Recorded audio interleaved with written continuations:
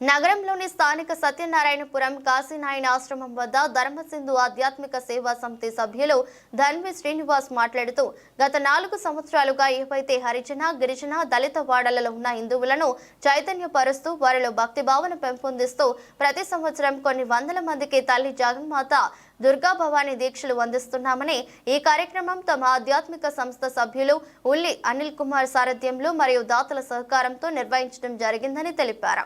ఈ కార్యక్రమంలో ఆశ్రమ సభ్యులు మంకాలి వెంకటేష్, చెన్న కృష్ణ భక్తులు పాల్గొన్నారు। జై భవానీ, జై భవానీ।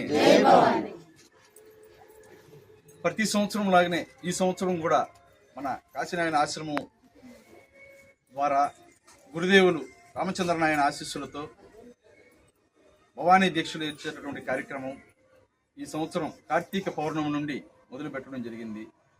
మొట్టమొదటిగా ఉమామహేశ్వర స్వామి దేవస్థానంలో భవానీ దీక్షలతో ప్రారంభమైన తర్వాత మన కాశీనాయన ఆశ్రమంలో ఈ కార్యక్రమాన్ని అప్పటి నుండి విడతలుగా చేసుకుంటూ వస్తున్నాము। అర్ధమండల దీక్ష తీసుకున్నటువంటి వారందరూ కూడా ఈరోజు దాదాపు 30 మంది వరకు దీక్ష తీసుకుంటున్నారు। వీరిలో కొంతమంది కొన్ని ఆటంకాల వలన 2-3 రోజుల తర్వాత దీక్ష తీసుకుంటారు। ఈరోజు వారికి వస్త్రాలు సమర్పించాము।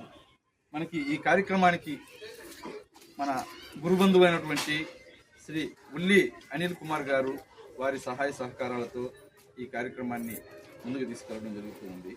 ఈ కార్యక్రమంలో మనం భవానీ దీక్షలు తీసుకున్నటువంటి వారికి వస్త్రాలు సమర్పిస్తూ వస్త్రాలతో పాటు మాలలు, డాలర్లు, కుంకుమ, చందనము, భవానీ దీక్షలకు సంబంధించినటువంటి స్తోత్రమాలిక పుస్తకము ఇవన్నీ అందిస్తూ ఉన్నాము। దీనికి మనకి సత్యసాయి వెలుగు భక్త బృందం హైదరాబాద్ వారు 10 మందికి సహాయ సహకారాలు అందించారు।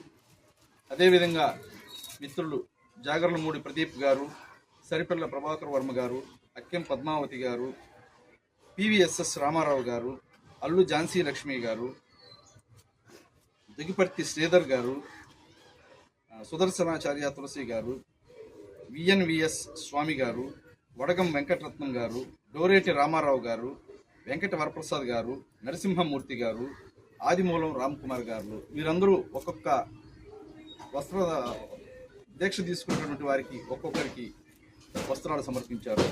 అదేవిధంగా ఏనుగు మాధవి గారు, పద్మనాభుని సురేష్ బాబు గారు, దొగిపర్తి శ్రీధర్ గారు వీరు ముగ్గురు ఇద్దరిద్దరు భవానీలకి దీక్షా వస్త్రాలు ఈ మిగతా సామగ్రిని సమర్పించారు।